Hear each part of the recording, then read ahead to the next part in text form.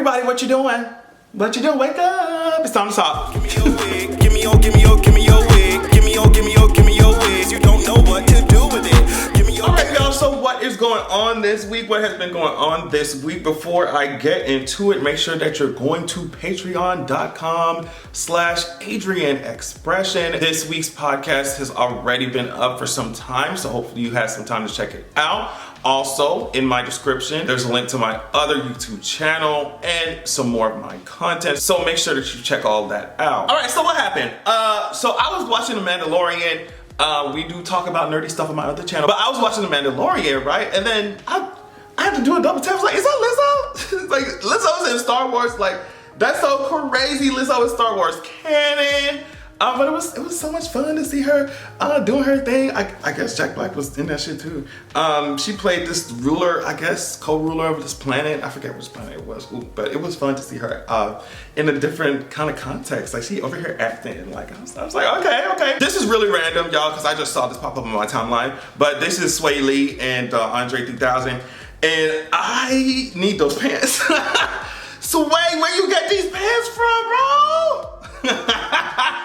These bell-bottom boot cut ass, like, and that belt is really cute though. I don't know, like I said, this is really random, but I need these church choir director ass pants so bad. I need these pants.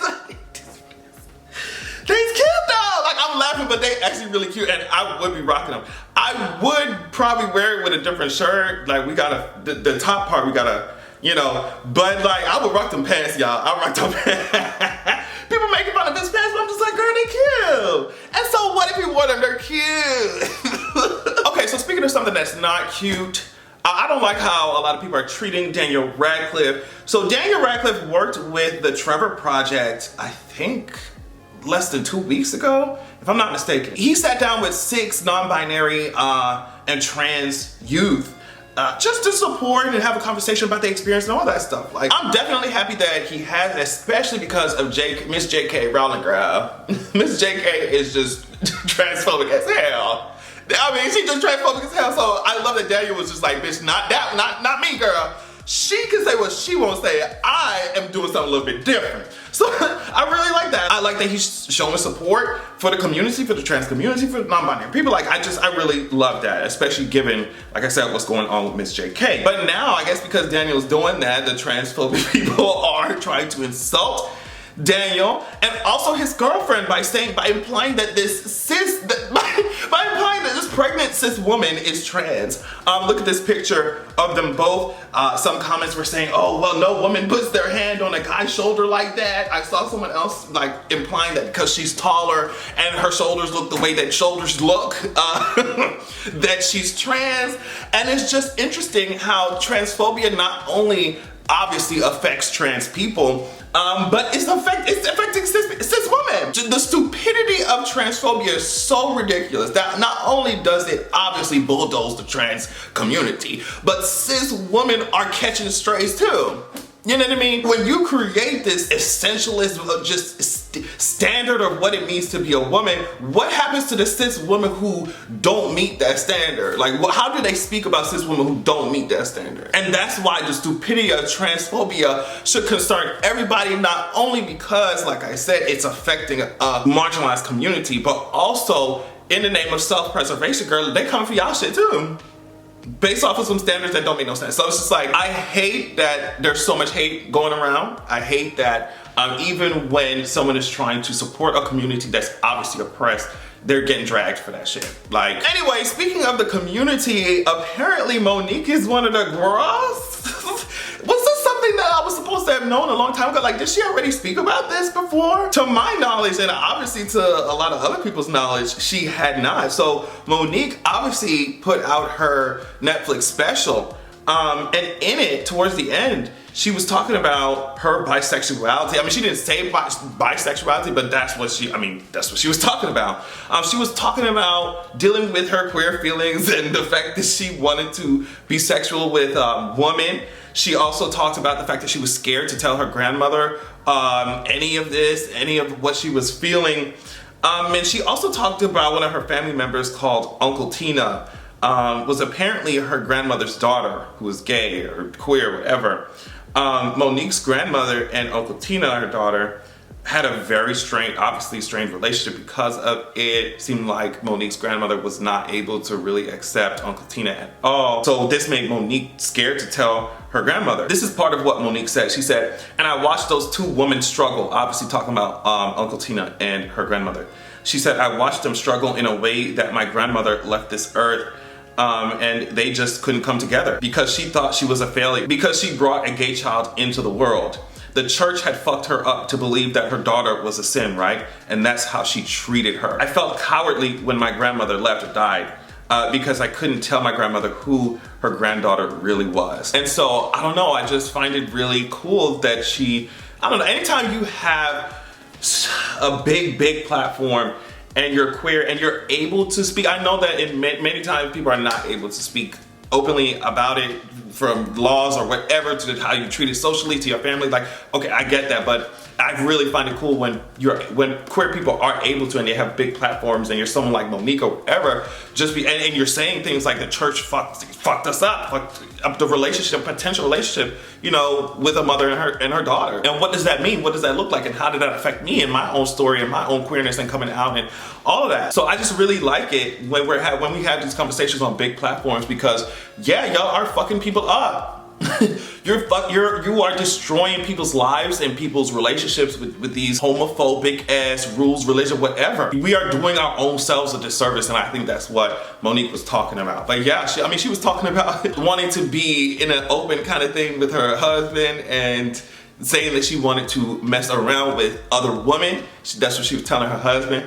And her husband said, shit, me too. So it was funny, but I was really happy that she was able to open up like that. And a lot of people responded with appreciation at Monique's honesty. So yeah, that was like I said, I don't know if this was something I was supposed to have already known, but I had no clue. I had no clue, girl. It's so interesting to me, just because I'm the age that I am, like hearing older Black people, especially ones who couldn't be open at all, really, you know, when they were younger. It's so interesting to hear how older Black people dealt with themselves being queer, right? And still dealing with it now. So Megan recently did a show in Houston.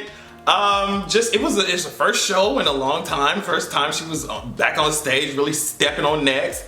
And it was fun. Like, I watched the fuck out of that shit. And mamas look good. Mamas look good. Somebody said that she looked like Whitney Houston in that Cinderella movie, but I love her hair. Like, I love big hair. I love that hair on her. It was fun. Anyway, it was cute. She brought the hotties up. It was like she was stepping on necks on that stage. She was like, I don't know how she don't be getting out of breath that shit. She be dancing, she be talking that ass. Anyway, it was really cool to see her back on her thing, back on her grind, doing her thing, right? So I just wanted to, since we talking about Megan, I just wanted to give y'all a little update as to what's going on with Tory Lanez case. Now, this is coming from Megan, the reporter. Y'all already know that one reporter who was covering the case, or who a lot of people were relying on for good information about this case. So she says this, she writes this. Los Angeles prosecutors say the evidence of rapper Tory Lanez's guilt in the 2020 shooting of Megan Thee Stallion is overwhelming, and his lawyer's arguments that he deserves a new trial are baseless. According to the 16-page opposition to Lanez's motion for new trial, they say this: the defendant's brief is full of colorful rhetoric and conclusory statements but lacks substance. Despite being nearly 80 pages long, the defendant has failed to cite a single instance of error in the trial court. Prosecutors say the evidence against Lanez includes multiple eyewitnesses identifying him as the shooter. It includes the gun used in the assault found at his feet and recorded apologies for the shooting. Filed Thursday, the opposition emphasizes that Lanez's trial lawyer didn't object to the DNA evidence his lawyers argue shouldn't have been evidence in the trial. It calls the argument perplexing, and another argument about Lanez's charge in counsel inaccurate, misleading, and unethical. So they go on. As the court is aware, the right to a fair trial is a cornerstone of our justice system. However, a motion for a new trial must be based on substantial legal grounds and supported by evidence. it is not a vehicle. Basically, they're saying it's not a vehicle for somebody to come in here and re-argue their case or to make vague and unsupported allegations. A judge is apparently going to hear his request for a new trial on Monday at 10:30. Tory Lanez has been in jail apparently without bond since a jury on December 23rd convicted him. So that's what's going on. His lawyers, Tory Lanez's lawyers, are trying to get a new trial going, and the opposition, the pushback against it, the prosecutors are saying, girl, you want to retry the same shit with the same evidence? Like, what do you want to do? Like, this is not a place for you to retry your entire case or argument. Like, this was for you to see if anything was done incorrectly in the trial, and that's not the case, girl. So, I mean, I guess we'll find out what it is, but it's not looking too good for Miss Mama. And I saw this headline: Euphoria season 3 will reportedly have a time jump of 5 years and will begin filming in June. Now, I am just, every time I think about Euphoria and how we jump in 5 years. What is gonna happen with Rue in that suitcase? She still owes this woman money. You know what I mean? And with the way that shows are coming and going so quick, I'm surprised Euphoria ain't getting no axe, especially because of what's going on at Warner Brothers and new management and all that shit. But I wonder if they're just like, all right, this is a lot. We need to jump the timeline forward at least 5 years to get them out of college or stuff. I mean, to get them out of high school so we can see that. Seeing these people in seeing Rue in college, seeing any of these characters, Rue, any of these characters in college will be a whole other level of chaos. It really will. It really will. So, yeah, I just want to bring that up and see what y'all thought about it, felt about it. Thank you so much for watching the video. Love y'all so much. And make sure that you have a good goddamn evening. Yeah, you could blow me. I ain't the only. You so lonely. Insecure, they don't control me. I ain't the only. Press the hole and worship me. Yeah, you could blow me. I ain't the only. You so lonely. Insecure, they don't control me.